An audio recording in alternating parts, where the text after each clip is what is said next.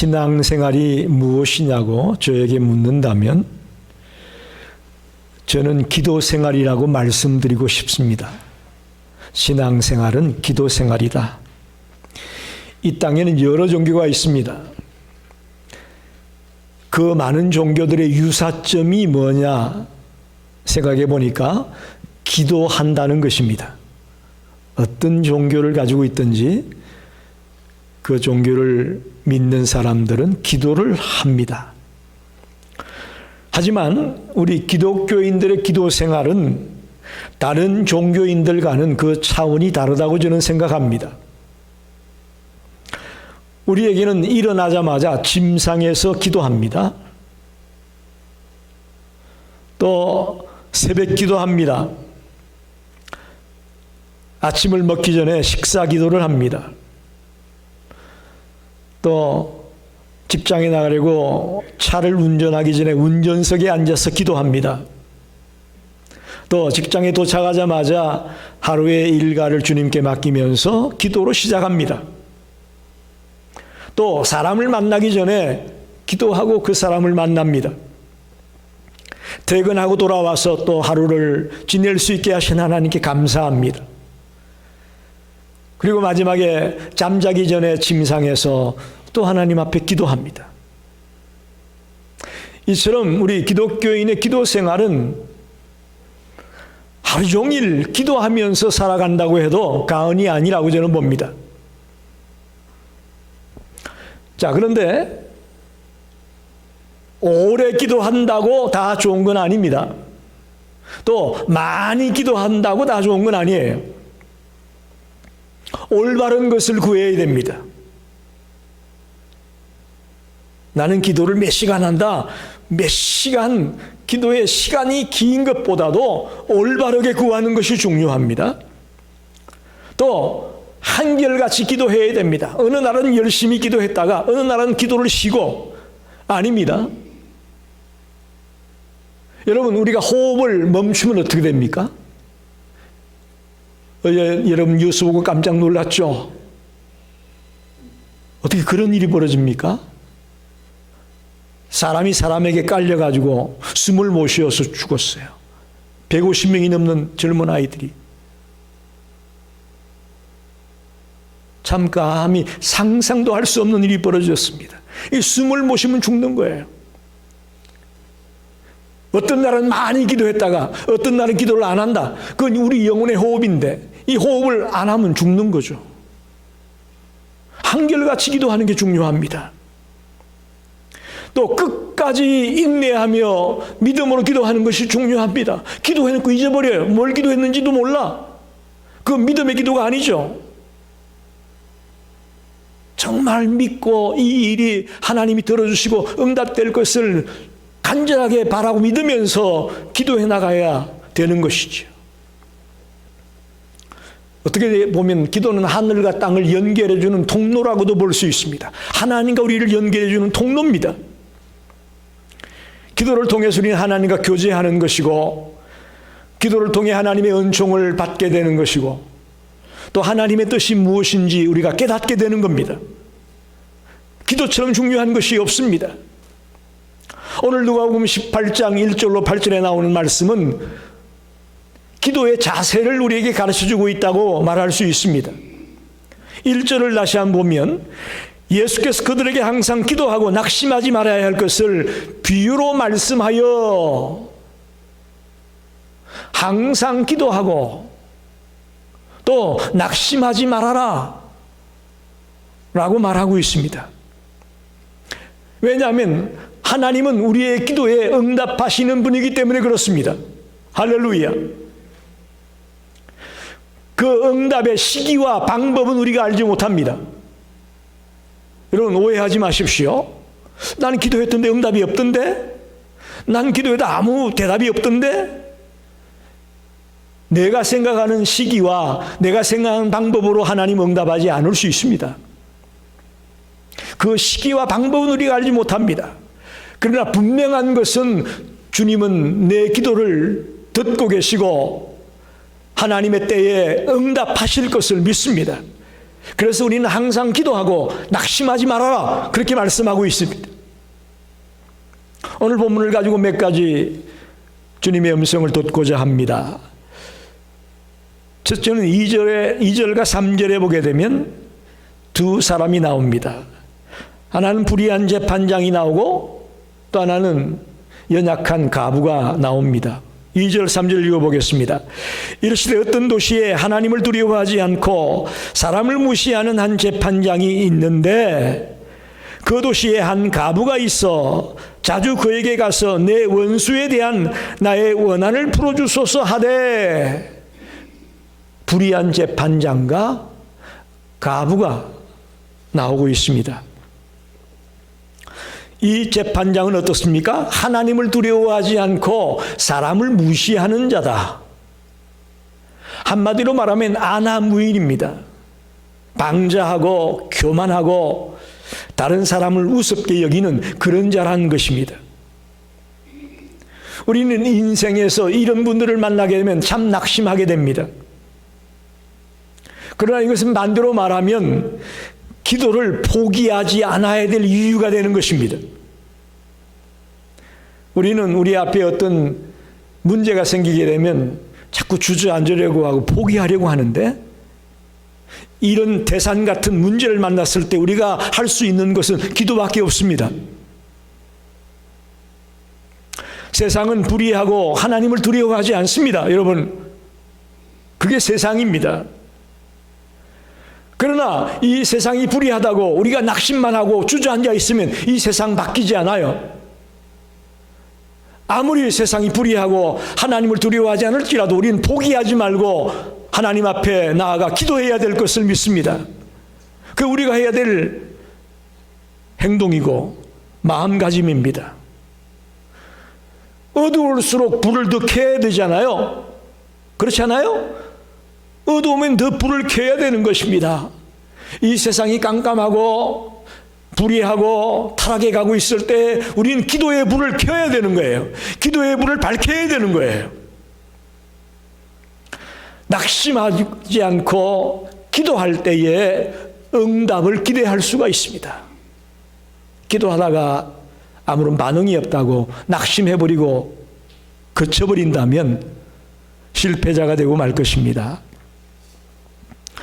또 다른 인물 가부를 본문에 말하고 있는데, 그는 원한을 가지고 있었습니다. 반드시 해결받아야 될 문제를 가지고 있었습니다.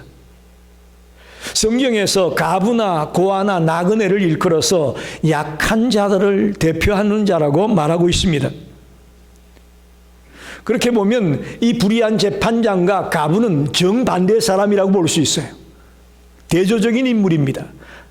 하나는 엄청난 권력을 가지고 있음에도 불구하고 불의한 자, 반면에 가부는 원한을 가지고 있지만 꼭 해결될 문제를 가지고 있지만 너무나도 약한 자, 대조적인 인물이죠. 그런데 이 가부가 이 재판장을 찾아가서 자기 원한을 풀어달라고 요청합니다.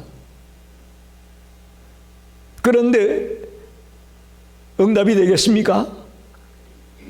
아무리 찾아가도 자꾸 거절합니다. 자꾸 거절하고 거절합니다. 그런데 놀라운 것은 이 가부가 포기하지 않고 자꾸 가서 원한을 풀어달라고 매달렸다는 것입니다. 왜냐하면 이 가부는 다른 방법이 없어요. 자기의 원한을 해결받는 방법은 이것밖에 없기 때문에 그렇게 한 겁니다. 사랑하는 성도 여러분, 우리도 마찬가지입니다. 우리가 이 땅을 살아가면서 문제를 만나고 난간을 만나게 되었을 때에 우리 방법이 없습니다. 우리의 하나님 아버지만이 이 문제를 도와줄 수 있고 해결해 줄 수 있는 분이기에 우리는 기도할 수밖에 없고 엎드릴 수밖에 없는 겁니다. 하나님만이 유일한 소망이고 그분만이 가장 정확하고 확실한 답을 줄 수 있는 분임을 믿습니다. 그게 가부의 심령이 그런 거예요. 나의 이 원한 풀어줄 수 있는 분은 이 사람밖에 없어. 그 사람이 부디하든 뭐 못났든 어떤 사람이든 상관없어. 난 그 사람 아니면 해결이 안 돼. 하고 매달렸어요. 우리도 마찬가지예요. 하나님만이 나의 소망이고 하나님만이 나의 문제를 해결해 줄 수 있는 유일한 분임을 믿고 매달릴 수밖에 없는 것이 우리들의 기도 생활이죠. 또한 가부가 이렇게 끈질기게 이 재판관을 찾아갔는데요, 만약에 부당한 일을 가지고 찾아갔다면 이 불의한 재판관이 어떻게 했겠습니까? 아무리 번거롭고 아무리 귀찮아도 이 문제 들어주지 않아요. 이해가 되십니까? 가부가 부당한 걸 가지고 가가지고 두들깁니다. 해결해 주세요. 해결해 주세요. 그건 100번, 1000번, 만번 죽을 때까지 해도 그거는 반응이 없을 거예요. 다시 말하면 이 가부가 정당한 요구 조건을 가지고 재판관을 찾아갔기 때문에 아무리 불의하고 하나님을 두려워하지 않고 사람을 무시하는 그였지만 귀찮아서 들어줄 수밖에 없었다는 이 사실을 우리가 놓쳐서는 안 됩니다. 저와 여러분이 기도할 때에 하나님의 뜻에 맞지 않는 부당한 것들을 가지고 가서 하나님 앞에 아무리 1000번 만번 매일 새벽마다 매일 저녁마다 부르짖어도 응답이 없다는 것을 우리가 알아야 됩니다.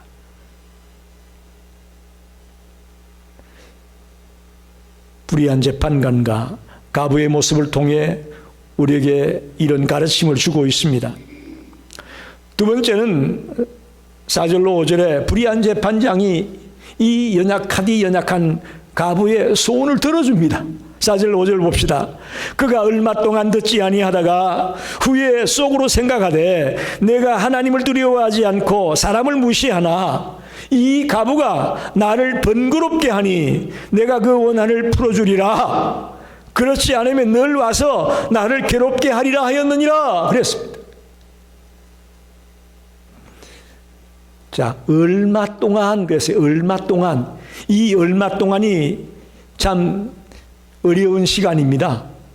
우리가 기도하는데 얼마 동안 응답이 없다. 이 얘기는 인내의 시간이고 참 낙심하기 쉬운 시간이에요. 그런데 이 가부는 끔찍하지 아니하고 그래도 계속 두들깁니다. 얼마 동안 아무런 대답이 없는 재판관이지만 끝까지 가서 두들겼습니다. 그래서 5절에 나오는 것처럼 이 가부가 나를 번거롭게 하니 내가 그 원한을 풀어주리라. 그렇지 않으면 늘 와서 나를 괴롭게 하리라. 번거롭게 하고 괴롭게 하기 때문에 들어줘야 되겠다. 이렇게 말하고 있습니다. 가부는 참으로 끈질기게 자주 재판관을 찾아가서 부르짖었습니다. 호소했습니다. 그래서 불의한 재판관은 어떻게 보면 자기를 위해서 들어준 거예요. 귀찮고 번거로우니까 또 찾아올 테니 아이고 들어줘자. 이렇게 오늘 본문은 말하고 있습니다. 얼마 동안 이 말을 여러분 기억하세요. 끔찍도 하지 않았습니다. 우리가 하나님 앞에 기도할 때에 즉각적으로 응답되는 내용도 있겠지만 한참 동안 아무런 대답이 없을 수도 있다는 것을 우리가 알아야 됩니다. 그럴 때에 낙심하고 포기하면 안 됩니다. 기도의 응답의 때는 우리가 정하는 게 아니라고 말씀드렸죠? 네, 기도의 응답의 때는 내가 정하는 게 아닙니다. 하나님 편에 있습니다. 하나님의 손에 달려 있는 것입니다. 그러니 하나님의 때가 될 때까지, 하나님의 방법으로 그 문제가 해결될 때까지 우리는 끝까지 기도하며 달려갈 수 있기를 간절히 소원합니다. 세 번째는 오늘 비유 가운데서 어떻게 보면 불의한 재판관과 선한 하나님을 비교하고 있다고도 볼 수 있습니다. 7절에 보니까 하물며 하나님께서 그 밤낮 부르짖는 택하신 자들의 원한을 풀어주지 아니하시겠느냐, 그들에게 오래 참으시겠느냐, 이렇게 말씀합니다. 불의한 재판관과 하나님을 대조해서 말하고 있는 것을 발견합니다. 재판장은 얼마 동안 끔찍도 하지 않고 들어주지 않았는데 하나님은 8절에 보니까 내가 너희에게 속히 그 원한을 들어주리라. 재판장과 하나님을 대조해 볼 때 그런 현상을 발견할 수 있습니다. 재판장은 얼마 동안 들어주지 않아요. 귀를 기울이지 않아요. 그러나 하나님은 속히 응답하겠다고 말씀하고 있습니다. 또 이 과부와 불의한 재판관은 어떤 관계가 있나요? 아무런 관계가 없는 사람이잖아요. 근데 우리들과 하나님은 어떤 관계입니까? 우리는 택한 자입니다. 할렐루야. 7절에 보니까 택하신 자들의 원한을 들어주지 않겠느냐? 우리와 하나님은 특별한 관계입니다. 택함 받은 자예요. 하나님은 우리의 영적인 아버지고 우리는 그의 자녀들입니다. 특별한 관계입니다. 할렐루야. 재판장은 과부의 이 원한을 귀찮아서 들어줬어요. 귀찮아서. 그런데 하나님은 우리를 너무너무 사랑하기 때문에 응답해 줄 믿습니다. 너무나 사랑하고 귀히 여기기 때문에 응답해 주실 겁니다. 그래서 오늘 본문 가운데 우리는 불의한 재판장과 선한 하나님을 대조적으로 여기서 우리가 구별해 볼 수가 있는 것입니다. 사랑하는 성도 여러분, 그러니 우리가 기도하다가 낭망할 수가 있습니까? 절대로 그럴 수 없습니다. 성도들의 끈질긴 기도는 하나님의 응답에 대한 간절한 소망을 가지고 있기 때문에 가능합니다. 또 하나님을 절대적으로 신뢰하기 때문에 가능합니다. 하나님을 향한 소망, 또 하나님을 향한 신뢰가 저와 여러분에게 흔들리지 않기를 바랍니다. 이게 흔들리지 않는 사람은 끝까지 기도할 수가 있습니다. 우리가 하나님을 향한 그 믿음이 흔들리고 또 하나님만이 나의 희망이다, 소망이다라는 그런 것이 희미해지게 되면 기도 못합니다. 기도에서 멀어질 수밖에 없습니다. 하나님만을 전적으로 의지하며 신뢰하는 사람은 절대로 기도를 포기하지 않는다는 사실을 기억하시고, 저와 여러분이 우리를 사랑하시고 우리에게 복주기 원하시고 또 우리를 바른 길로 인도하기 원하시는 그 하나님 앞에 끊임없이 기도하며 나아가는 믿음의 성도가 되기를 간절히 축원합니다. 마지막으로 8절 말씀을 보겠습니다. 내가 너희에게 이르노니 속히 그 원한을 풀어주시리라. 그러나 인자가 올 때에 세상에서 믿음을 보겠느냐 하시니라. 이 말 굉장히 중요합니다. 인자가 올 때에 세상에서 믿음을 보겠느냐. 오늘 비유의 핵심은 항상 기도하고 낙심하지 말아라 라는 것이 이 비유의 핵심입니다. 다시 말하면 우리가 자칫하면 낙심하지 말라는 것에 포커스를 두기 쉬운데 그보다 더 중요한 건 항상 기도하는 거예요. 항상 기도하는 것에 더 우리는 비중을 둬야 된다고 생각합니다. 오늘 불의한 재판장이 귀찮게 여길 정도로 끈질기게 나아가 원한을 들어달라고 풀어달라고 간청했던 이 과부의 모습을 우리가 봤지 않습니까? 마찬가지로 오늘 7절에도 밤낮 부르짖는 자들, 이것도 기도입니다. 밤낮 부르짖는 자들의 기도에 응답해 주겠다. 기도하는 것에 더 포커스를 두자는 것입니다. 기도하는 것에. 근데 문제는 우리가 주님이 다시 올 때까지, 마지막 때까지 이런 믿음을 가지고 기도하며 나아갈 수 있겠느냐라는 거예요.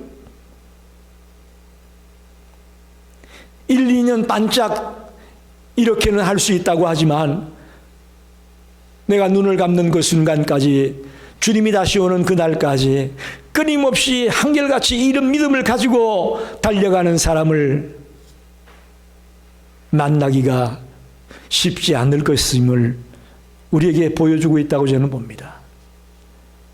인자가 올 때에 세상에서 믿음을 보겠느냐? 여러분, 응답의 시간이 늦어지고 지연될 때에 우리는 믿음이 흔들립니다. 하나님을 신뢰하던 그 신뢰가 깨집니다. 그걸 알기 때문에 주님은 우리에게 이것을 말씀하고 있다고 저는 봅니다.